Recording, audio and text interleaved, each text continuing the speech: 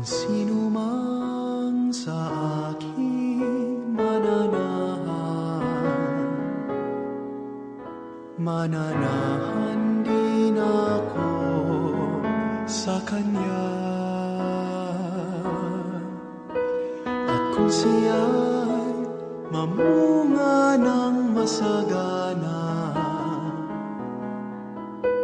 siya sa Ama'y nagbigay ng karangalan. Mula ngayon kayo'y aking kaibigan, hinango sa dilim at kababaan. Ang kaibigan ay mag-aalay ng sarili niyang buhay, walang hihigit sa yaring pag-aalay.